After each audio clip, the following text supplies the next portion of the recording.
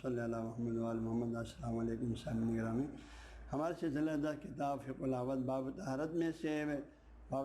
سے ہم وضو کی سنتیں پڑھ رہے ہیں۔ اس میں سے آج وضو کی سنتوں میں آج دوسرا درس ہے اور ہمارا 14واں درس ہے، درس نمبر 14 وضو کی سنتوں میں ہمارا دوسرا درس ہے۔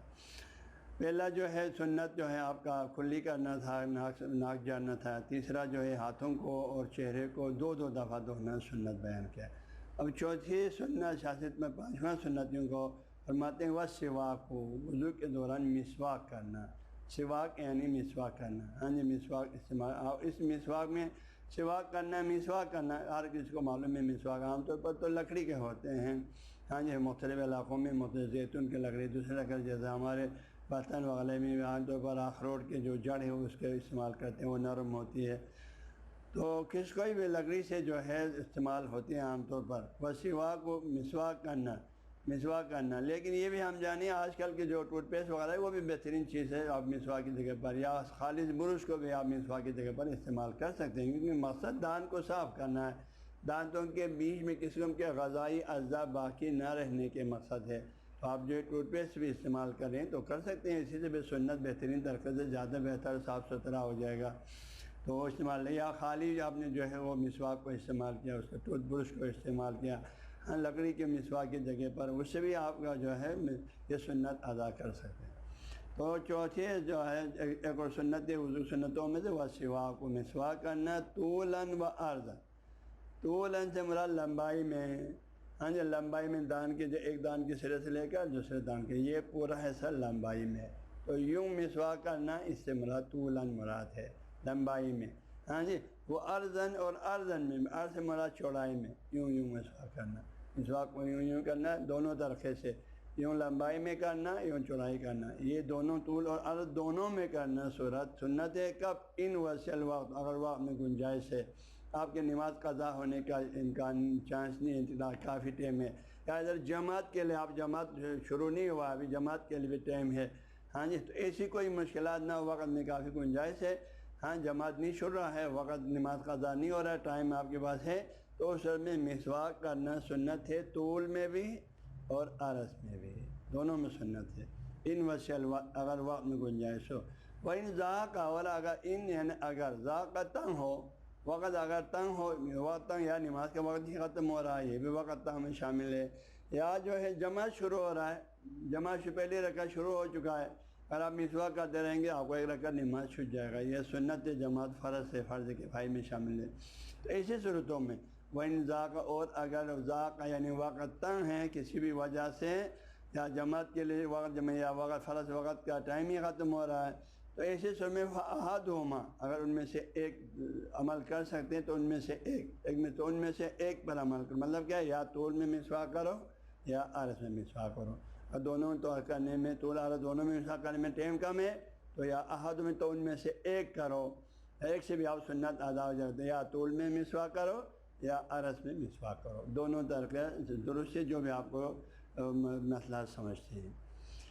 یہ تو عام طور پر مسواک تو شاست خود جو فرماتے ہیں لکڑی کے جو ہے مسواک ہے، لیکن آج کل کے اس کے قائم مقام جو ہے تو درش وغیرہ بھی آپ استعمال کر سکتے ہیں اس کی جگہ پر۔ شاست فرماتے ہیں وہ یجوز و جائز ہے مسواک کرنا، مسواک کی جگہ پر استعمال کرنا کیا چیز، یا بکرباس خشن، ہاں جی مسواک کے لیے استعمال کرنا، کرباس کے معنی کھردرا،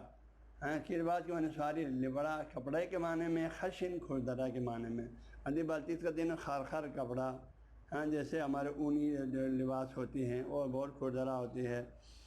تو فرماتے ہیں جائز سے مسواک کے طور پر استعمال کرنا بکرباسن کوئی کپڑا جو کہ خشن کھردرا ہو۔ آپ کے پاس لکڑی کا مسواک کا میں لکڑی کے مسواک نہیں ہے، ٹوتھ برش وغیرہ نہیں ہے، تو آپ نے اس کھردرا کپڑے کو سے بھی دانتوں کو صاف کر سکتے ہیں، مسواک کی جگہ پر اس کو استعمال کر سکتے ہیں، البتہ وہ پاک صاف ہونا تو ضروری ہے۔ اور بالاصابع یا آپ کو جو ہے یا انگلیوں کو آپ نے صحیح طریقے سے رگڑا، ہاں جی اصابع نے انگلیوں کے آپ نے صحیح طریقے سے رگڑا، یا انگلیوں کے ذریعے سے انگلیوں کو صحیح طریقے سے رگڑا مسواک کی جگہ پر، یہ دونوں کب ہے، ہاں جی یجوز جائز سے بکرباس خشن کھردرا کپڑے کے ذریعے سے، او بالاصابع یا انگلیوں کے ذریعے سے مسواک کرنا، یہ دونوں کب ہے،